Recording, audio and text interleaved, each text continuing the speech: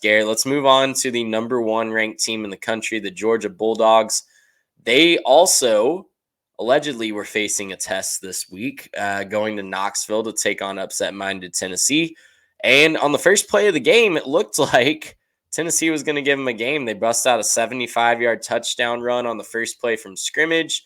The defense gets a stop, and all of a sudden we're thinking there might be an upset on Rocky Top. But when Georgia turns it on, it's going to be a long day for the opposition. When Georgia turned it on after that, they scored, I believe it was 31 unanswered, if I'm remembering correctly. It was 31-7 at one point, I believe, maybe 28-7 if I'm misremembering that. But it was over very quickly after Tennessee jumped out to the early lead.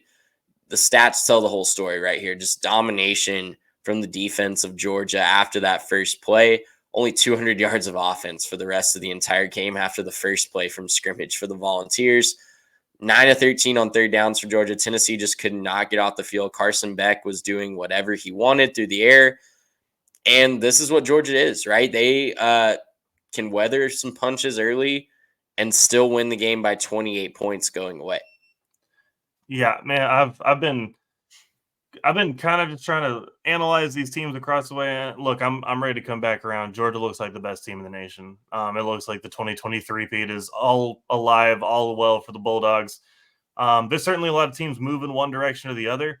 And I think that there's been some comparisons to how would they stack up against Georgia this year.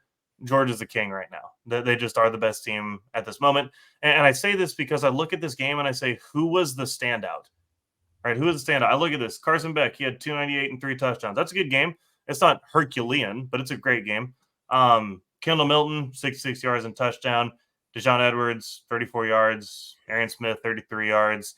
You go down to the receivers. You have a 91-yard effort, a 90-yard effort. Brock Bowers had 60 yards, a couple touchdowns scattered among them. But who was your star? There wasn't really a star of the show today. And they beat Tennessee by, 28 points. Like, this is what Georgia's doing right now, right? They're doing what they want to. They're bullying people, and it shouldn't be fair, but this is what they built. They're peaking at the right time. And one of the things that I wrote in the notes is that I think this Brock Bowers injury was a blessing in disguise, because when you watched Georgia early in the season, it kind of looked like they were all standing around saying, let's play football, let's do our best. But if we get in a pickle, Brock Bowers will bail us out, right? We'll just throw it up. He's down there somewhere. He'll make an incredible catch. It'll hit all the highlight reels, and then we're done. But that's not how they play anymore. When Brock Bowers went down, guys had to step up. Guys had to figure out, what their role was and how to put in that extra effort. I think they did it. I think they figured it out. And it's really, really scary for the rest of the country right now, because when Georgia figures it out, just watch out. That's the best roster, I think, right now in the country. And just, look, this is a dangerous Georgia team. They're peaking at the right time. They're playing really good football. I wouldn't want to be anybody playing the Georgia Bulldogs right now. I would not want to be on the tracks when the Georgia train is coming through. Absolutely right. And I think you're also right about the Brock Bowers injury. I think it is a blessing in disguise, because the offense was definitely predicated upon force feeding him the football early in this season. And when teams were able to scheme around that, it made it very difficult on Georgia to move the football and put up points in bunches. But, forcing themselves to adapt, forcing themselves to find secondary weapons. Ladd McConkey stepped up over the last couple of weeks. A couple other guys, the ground game got going a little bit more consistently. Yeah. So, it's been huge for Georgia to find other ways to move the football, other ways to score points, and still have that defense to fall back on. No one in the country is looking as strong as Georgia right now going into the final couple weeks of the season. And I think it was so good for Carson Beck to be able to really develop his game, develop his chemistry with some other receivers, and not have to depend on a safety blanket, right? He's a young quarterback coming into the season saying, all right, this is my chance. This is my time to take over. Or two-time defending champions. There's a lot of expectations on him. And he, rightly so, probably just looked down there and said, oh, I've got this massive human, this absolute monster of a football player. I can throw it up for him and it's fine.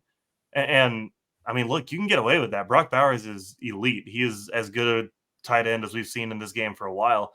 But it's really good for Carson Beck to be able to develop his game a little bit more, look to his receivers, find his check downs, and learn how to play quarterback, not just how to throw the ball to Brock Bowers. And so I'm excited to see where this goes for Georgia. I'm really curious to see kind of what their ceiling is. Obviously, the ceiling is winning the championship, but I want to know how good they can look and just how dominant they can look against some of these other teams. I'm excited to see what happens for Georgia on the way out this year.